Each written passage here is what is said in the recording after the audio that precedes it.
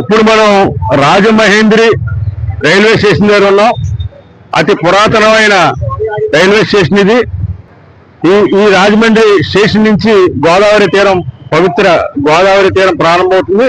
దీన్ని వృద్ధగంగగా కూడా మన వాళ్ళు అంటూ ఉంటారు.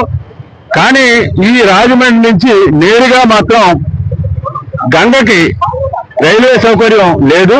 కాబట్టి మేము ఈ పుష్కరాలు కోరుకునేది ఏంటంటే, రాజమండ్రి నుంచి నేరుగా గంగా నదికి, వారణాసి కంటే కాశీకి రైలు ప్రయాణాన్ని ఏర్పాటు చేయవలసిందిగా రైల్వే శాఖను కోరుకున్నాం. ఇందుకు సంబంధించి నాయకులు, అదేవిధంగా పార్లమెంట్ సభ్యురాలు పురంధరేశ్వరి గారికి కూడా వినతి పత్రాలు మేము ఇవ్వదలిచాం.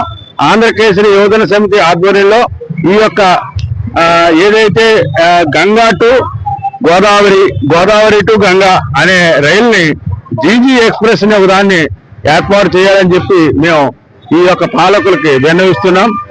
సాధారణంగా గోదావరిలో ఎవరైతే గంగలో స్నానం చేసి వస్తారో వాళ్ళు పవిత్రంగా వచ్చి ఈ వృద్ధ గౌతమిగా పేరొందిన గోదావరి నది తీరాన ఆ యొక్క నీళ్లని ఇక్కడ అభిషేకం చేసి ఈ గోదావరిలో కూడా స్నానం చేసి వెళ్ళడం జరుగుతుంది.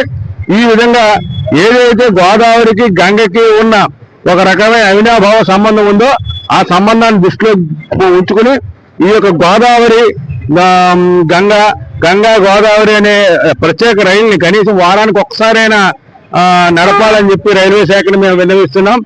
ఆ యొక్క మా యొక్క ఆంధ్రకేసరి యువజన సమితి వ్యవస్థాపకులు వైఎస్ నరసింహారావు గారికి ఎప్పటి నుంచో ప్రతి ఇంచుమించు దాదాపు ఒక 4-5 పుష్కరాల నుంచి ప్రతి పుష్కరానికి కూడా ఈ యొక్క నాయకులందరికీ ఆయన బతుకున్నంత కాలం విజ్ఞప్తి చేస్తూనే వచ్చారు. ఇప్పుడు కూడా మేము కూడా రేపు 2027 పుష్కరాలకి గంగా గోదావరి, గోదావరి గంగా యొక్క రైలుని ప్రారంభించవలసిందిగా కోరుతున్నాం.